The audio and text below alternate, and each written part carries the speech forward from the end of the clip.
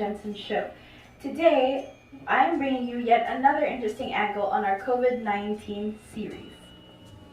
Today, we have been fortunate enough to have distinguished two of our guests, Ms. Leah Abigail Olivar from London and Mr. Lloyd Andrew Olivar from Manila. Ms. Leah Abigail Olivar is a registered nurse currently based in London, England. She completed her Bachelor of Science in Nursing degree as well as her Master's in Nursing from the University of Perpetual Health System, Dalva. She also obtained an education degree from the De La Salle University in Dasmariñas. Currently, she is working as a registered nurse in the Elderly Wound Care and Assessment Unit of the University Hospital, Lewisham in England. Welcome, Ms. Oliver, to our show. Hello. Our second distinguished guest is Mr. Lloyd Andrew Olivar, also a registered nurse who completed his Bachelor of Science in Nursing degree at the Adventist University of the Philippines. He has worked in the emergency unit of Asian Hospital and Medical Center in Alabang, Muntinlupa City, and currently in MaxiCare Healthcare Corporation, also in Alabang. Hello, Mr. Olivar, and welcome to our show. Hello, thank you for having us, Paris. It is so good to have you both here with us tonight. Thank you so much. I'm very excited to have them both in my show, not only because of what they can share with us, but because they're also my dear cousins who I look up to and who I adore. So how are you both? I'm okay. I just came from the night shift and I have another night shift later tonight. It's currently my day off, so thank you for having us again. I'm glad to hear that. Tonight's show is a part of our mini-series on our COVID-19 Global Watch, wherein we get to hear stories from different groups of people who are directly involved in our fight against COVID. We are very fortunate to have our hardworking, exemplary, registered nurses who are both in the frontliners, both handling related yet different areas of patient care. Abigail in charge of COVID-19 inpatients and Leah Lloyd in the testing process of COVID-19. Okay, so can you give us a brief description of your work responsibility? I work in the care of the elderly ward. So basically, it's an assessment unit for patients ages 65 and above. So what we do is when the patient comes in, we have to cater to their needs, whatever they need medically. We take care of them until the doctors have seen them and has made a diagnosis about what's going on with them. Same goes with in a outpatient clinic setting. As well, we assist patients with their concerns, history taking, in terms of their needs or concerns. It can be a consultation or the use of our services in our clinic, such as laboratories, ultrasound, and x-rays. Okay, thank you so much for that. So, can you briefly explain what COVID is and how is this different from any other viruses? How is this more dangerous than the other viruses that we had in the past? Well, COVID-19 is a group of similar viruses that targets your respiratory system. It is considered a droplet, an example where if I cough or sneeze, there are higher chances that you can inhale it and eventually acquire it. It travels via mouth or nose. That is why it's very important to practice social distancing, wearing of masks, hand washing, and proper hygiene. And to add to that, what he said basically is right. And to add to why it's more dangerous than the other strains of coronaviruses in the past, it's because SARS-2, this one, it inhibits the microRNA. So when you say microRNA, this is the part that helps the body to develop stronger immune system. Ito yung it lets the antiviral drugs to work in the body. So SARS-2, it inhibits the microRNA. So that's what makes the body weaker dun sa mga affected with the virus. So lesser chance of survival, especially dun sa mga elderly people or people with existing health conditions. That's why it's more dangerous. Thank you very much for that. And we move on to our third question. So we've been informed about the symptoms of COVID-19 such as sore throats, flu, high fevers, but how exactly would we know when it is already a necessity for us to seek medical help? Here, what we advise people is the moment that you feel shortness of breath, like if you really can't breathe, then that's the time it becomes an emergency situation. But other symptoms like sore throat, fever, all the manageable symptoms that you can just take medications with, then it's fine to stay home. Actually, that's the ideal thing, just to stay home, isolate yourself. But again, if you can't breathe, then you should always seek medical help. Yeah, actually, COVID-19 can live 2 to 14 days in your body before you actually develop symptoms. It's what they call the incubation period of COVID-19, right? So the main symptoms you're right is the fever, cough, and shortness of breath. Which is your lungs, that's the time they have the higher chances that it could spread. And the virus will be much easier to actually develop inside your body.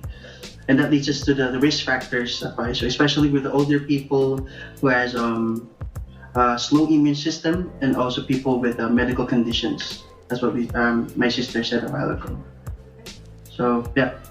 Thank you. Let us dive deeper into how COVID-19 patients are being treated, starting off with the testing processes. Okay, Kuya Lloyd, could you briefly explain to us the testing process of COVID-19? Well, I know we have two types of testings here in the Philippines, or I think the whole country. It's the rapid testing and the rapid swab testing. So the process will start from the rapid. Right. The process of that is you take a sample from a blood, and the results will come out. For both tests, I think it comes out around 2 to 3 weeks. I think also for the swab testings, they use they have this item that which they put it inside your nasal, both of them, and also another for your throat. So running tests for that would take around 2 to 3 weeks. So you do the rapid test before the swab test?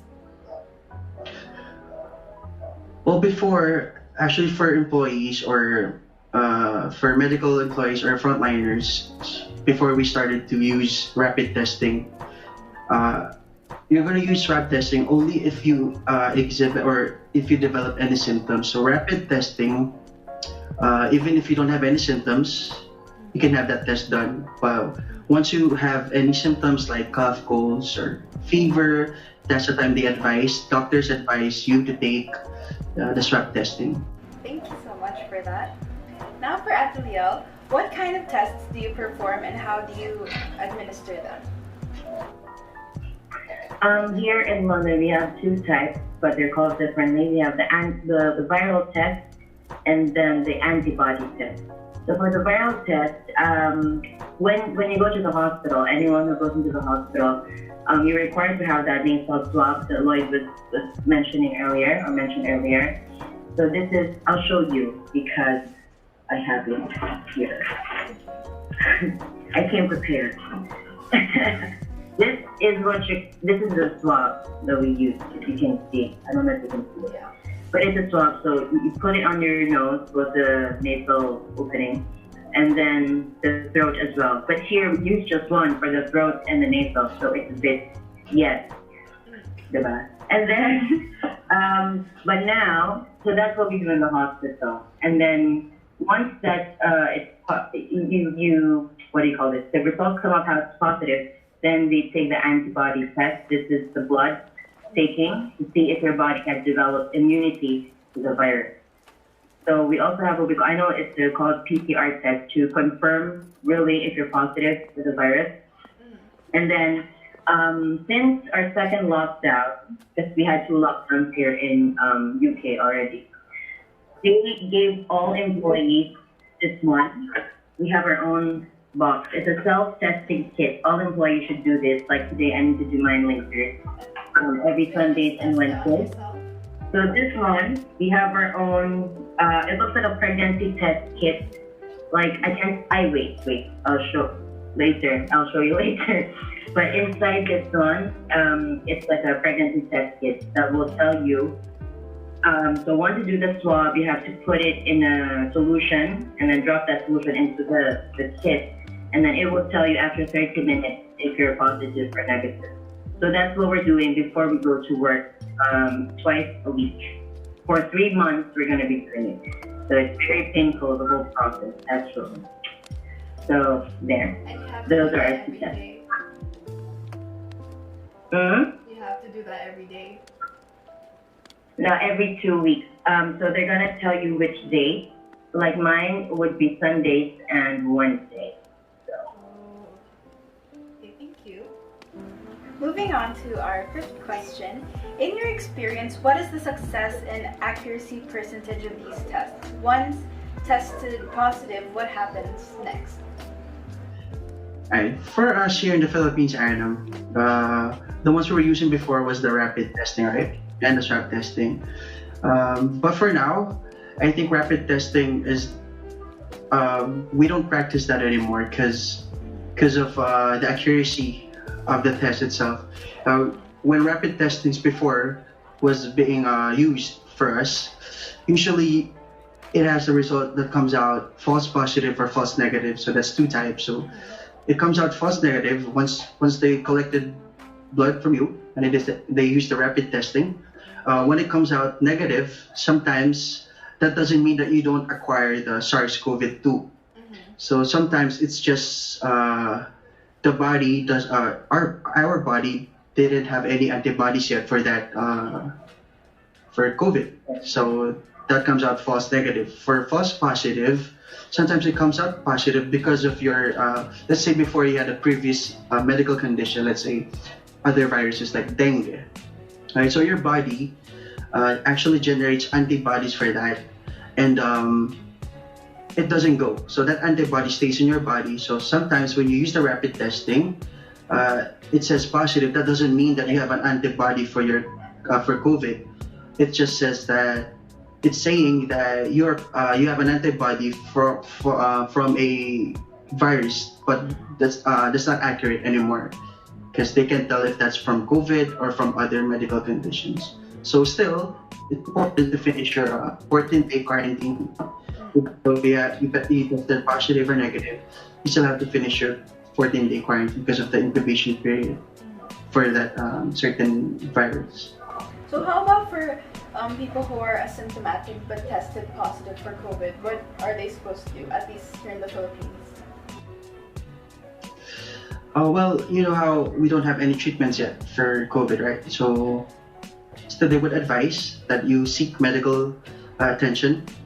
But if you don't have any symptoms currently, that doesn't mean that you don't have COVID. So remember the incubation period.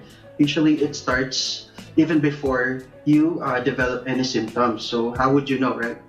So what happens if you tested positive in your swab, but you don't have any symptoms?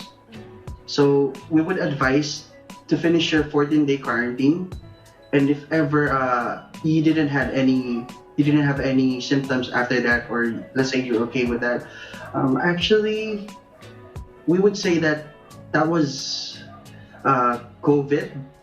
We can actually, because you tested positive in the swab, so that's like the last swab testing is the confirmatory, right? So it's 100% sure that you had a strand of COVID in you, but it just says that your immune system was able to fight it out. So yeah, so we would still advise to finish the quarantine days.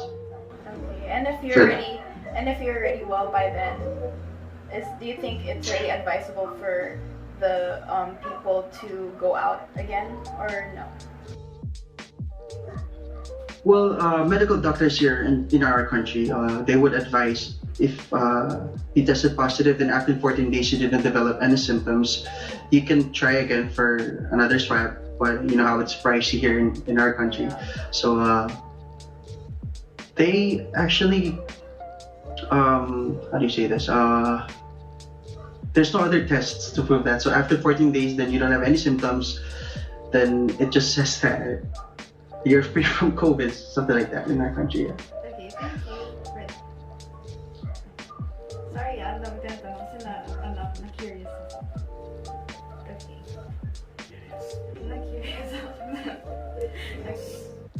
Wait now. Let's talk about patient care of COVID-19 patients. So, how are COVID-19 patients cared for, and what is the most important thing that these patients need, and how do the nurse handle and provide for those needs? Here in the UK, so it depends. If you're symptomatic, basically with COVID-19, it's just a symptom management. So whatever your symptoms are, that's what we deal with and that's what we treat. So like for example, you have fever, we just give you paracetamol. If you're having respiratory problems, if you can't breathe, we give you oxygen to aid your breathing. And if mostly for elderly patients who have it worse, they have ventilators. BAP and BiPAP is what they call. It's like to help them breathe. Otherwise, they're not going to make it without that additional support. So in my ward, since we're mostly doing elderly patients, it's very busy because you have to, the thing with COVID-19 is you have to make your immune system strong. So that involves all these vitamins, all these fluids. So normally you would see a COVID patient in my ward with all these ventilators and all fluids attached to them. IVs sila. And we feed them, because they're elderly.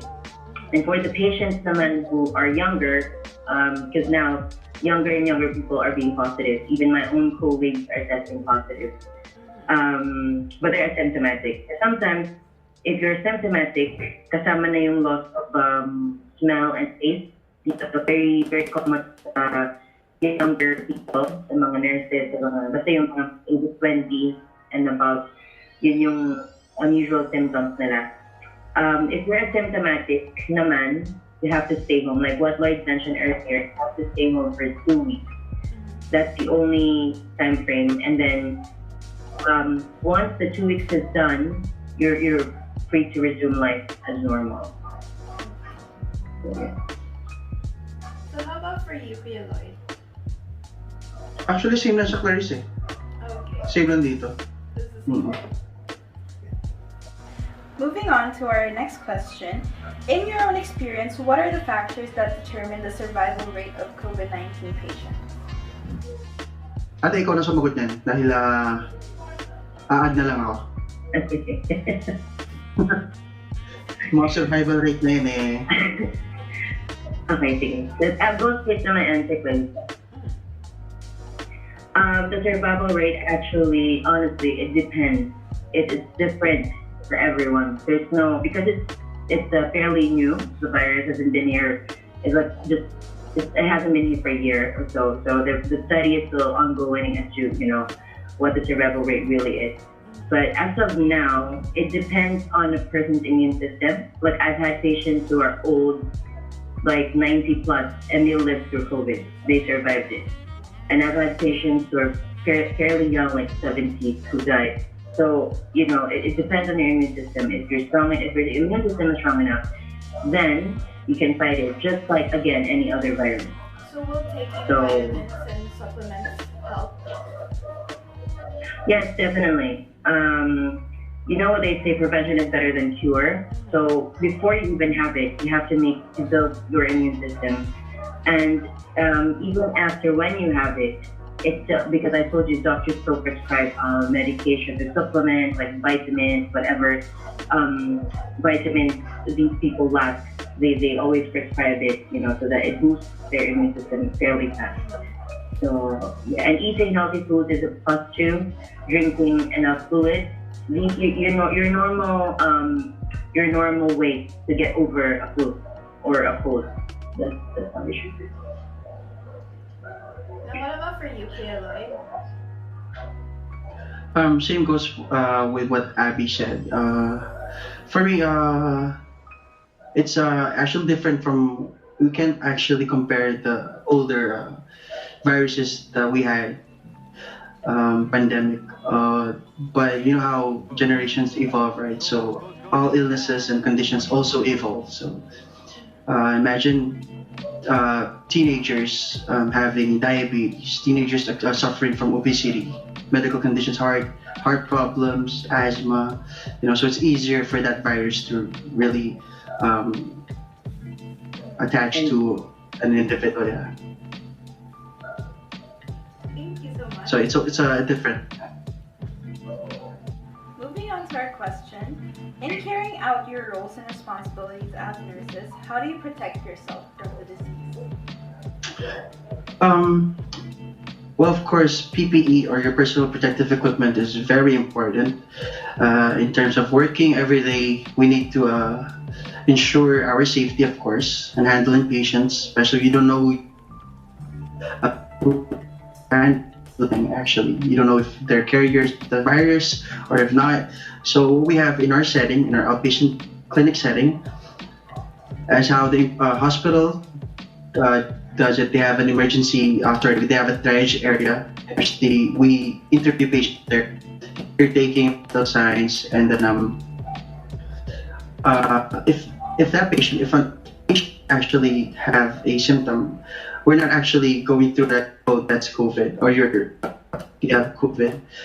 Actually, we just advise them to instead of going through our clinic, we advise them to proceed to their local community local health center, or if with symptoms, or if it's really they need an emergency or medical attention, we would advise them to proceed to the nearest hospital or the emergency unit for that. Yeah.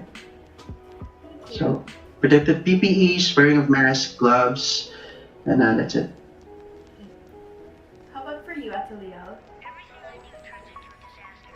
Here in the UK, they've developed, I think, because during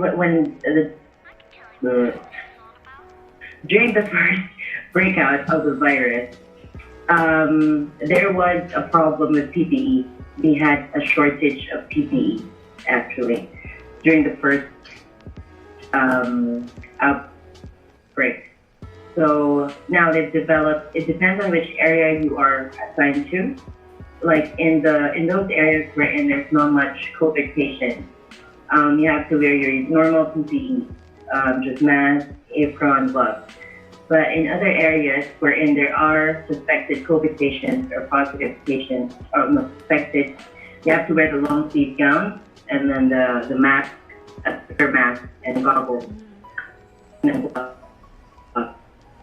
And there are those areas wherein really have heavy patients, like for example, the ones I mentioned earlier with the ventilators. So you have to really have that thick mask. The, what do you call them? FSP3, I think is what it's called. The one that looks like Bane, Bane from Batman. Yeah. That one.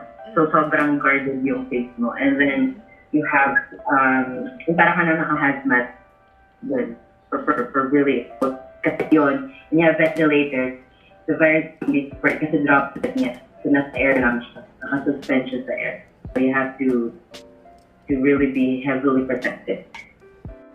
So moving on to our next question, you both have been frontliners since the onset of COVID-19 when it became a global pandemic and even up to this day. So can you share with us your personal experiences? What were your initial reactions and how do you cope with the fear that you might get COVID yourself because you guys are in contact with COVID patients? So can you share with us your reactions and insights on this? Honestly, me personally, it was very chaotic during the time, especially the first outbreak. No one knew what to do. No one. No one was prepared for it, so everyone was panicking. Crazy. When I think about that time, it's crazy. And then I told you we had a shortage of PPE, so we were being forced to deal with these patients without proper PPE. Can you imagine? So a lot of people refused to go to work. We were very understaffed. We had people dying left and right. So it was a very traumatic time. Honestly, I was mentally, physically, spiritually drained. I would go home crying. Sometimes people would, we had nurses commit suicide during the shift. That's how bad it was before. Yeah. And because they can't handle patients dying, like 7 patients dying in one shift, in a 12-hour shift. So especially us, because we work at the care of the elderly ward, so the elderly people were really the focus or the target sisters. So because we didn't have the proper equipment and the doctors didn't even know what would work, so that time it was really, everyone was crying, everyone was just exhausted. And relatives can't even come to the hospital. They blame us, they shout at us on top of everything. They were shouting at us, because here the health system is free. So everyone abuses it, So during that time, we were still adjusting as well to what's happening. That's why the number of cases here were so high because people are so stubborn. So that's what happened. And again, when I think when I think back on those days, I can't even believe that we survived it. Honestly, it's chaotic, and it's like London turned into like a ghost town for a couple of months, and many deaths. It's just a gloomy na siya talaga. But the COVID outbreak really made it forward. So it was a very bad time to be in. I'm sorry to hear that.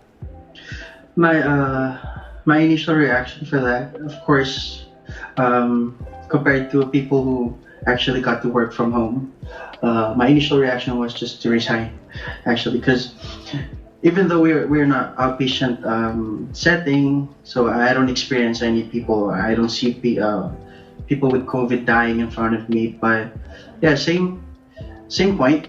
It comes. I remember that time when good thing our company, because I was working at BGC for a few years actually. Our company had a shuttle or transportation for us there, so it's that actually was it's actually a big help for me, because all of the transportation was canceled. There are no buses or jeep, so that actually got me to work.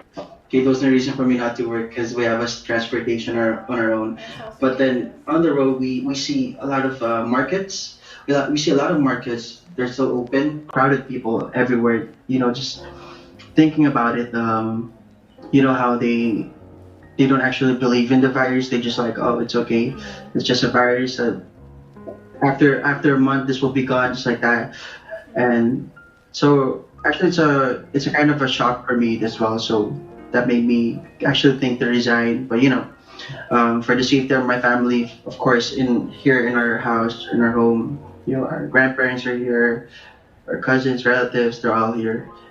And so actually one time I experienced this illness during COVID as well, around March or April. I got to be quarantined for a month because I developed severe headaches, fever, diarrheas, and I was diagnosed with pneumonia back in January. So all the doctors, when I got back to work, all the doctors were like, they were kind of thinking that COVID, I actually acquired COVID, but it's just my immune system that worked hard for it to be free from that.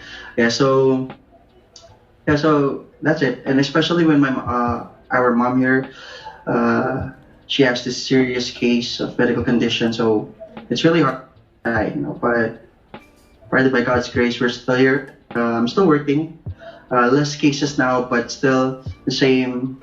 Less encounter with the patients, but still, it's in our minds, back in our minds, how serious COVID is. So we have to take it serious. That's good. Thank you. So how do you see this pandemic within coming months? Are we going to see the light at the end of the tunnel very soon, or do we still have to endure so many more months of quarantine, social distancing, and staying at home? I'll go first.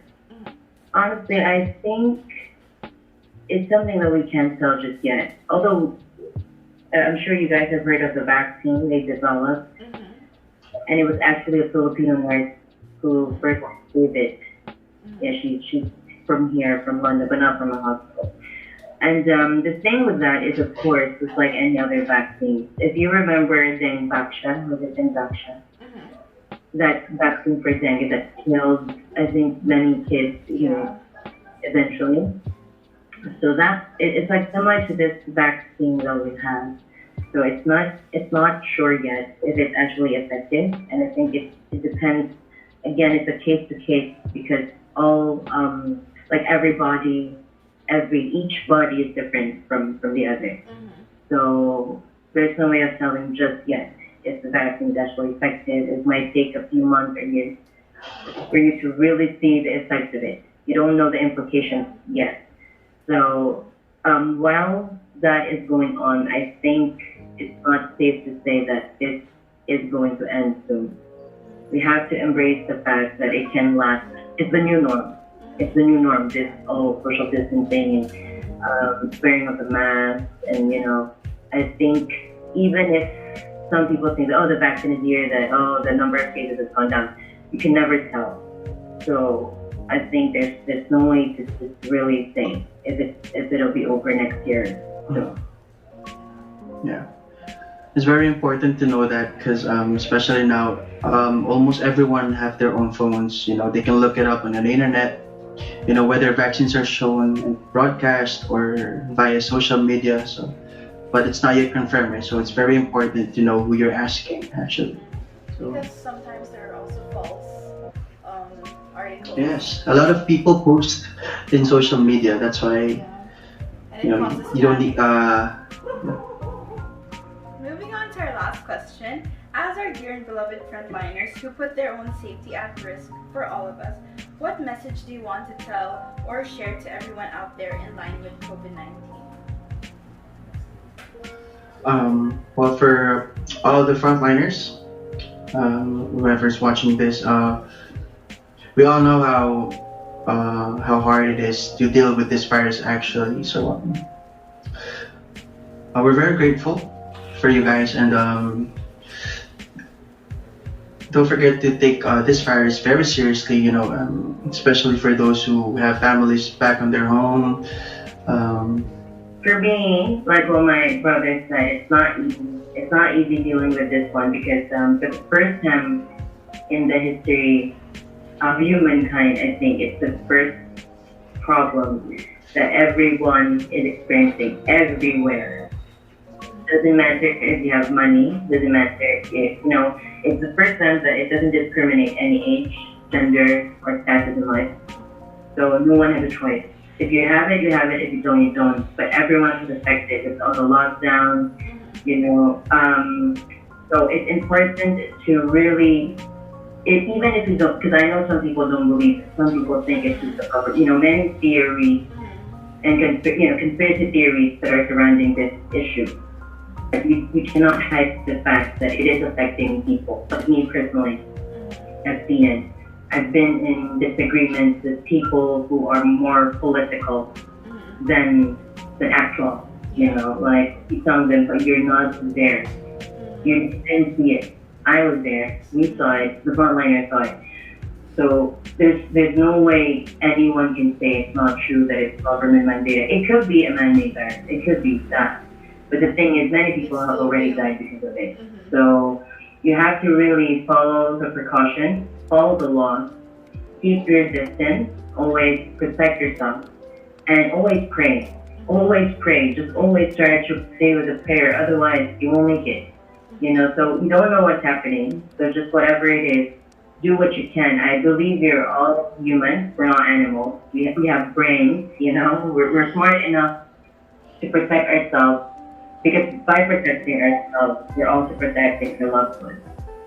So this is a problem that can only be avoided or can only solve if we are all responsible enough to do our own part. So it's not something like you can blame on the government. It's not something you can blame on doctors. In order for us to survive this, we all have to work together.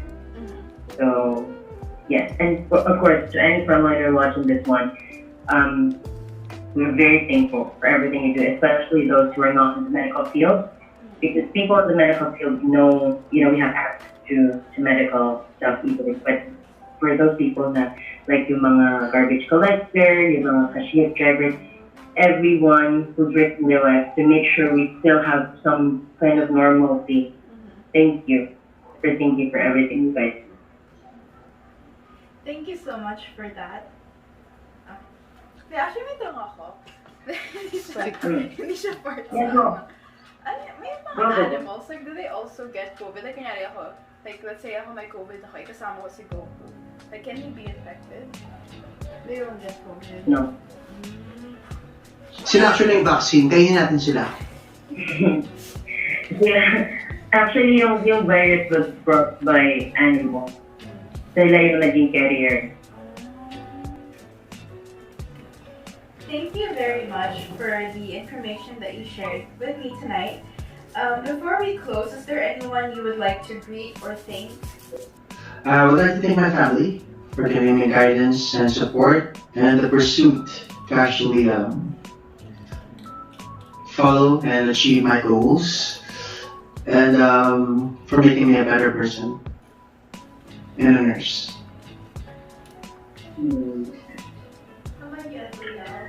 Me, I have so many people to thank because, as you know, Also, I would like to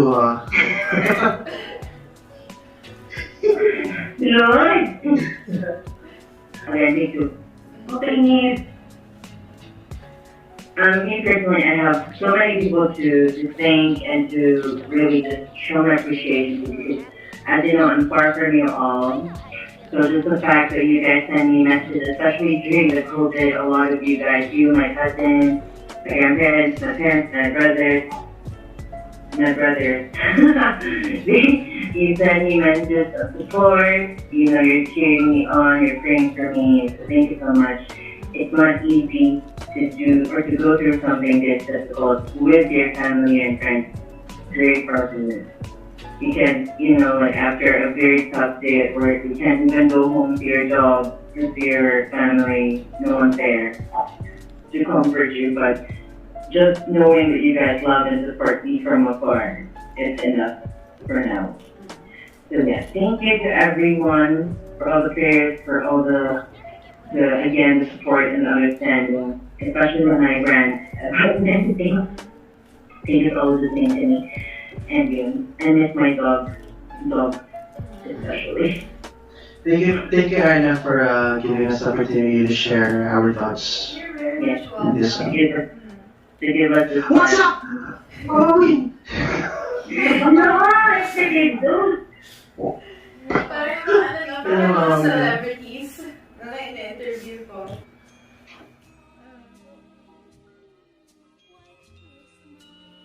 Well, there you have it. Thank you so much for watching my show and stay tuned for my next episode.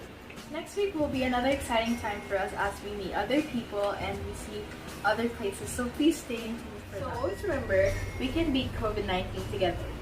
Stay at home and stay safe. If you have to go out, avoid crowded places. Wear your face mask and face shields. Always practice social distancing. Always wash your hands. Always disinfect your homes. And consult your physician if you are not feeling well. Let us always pray because we are not alone in this fight. God is with us. Have a good night and God bless.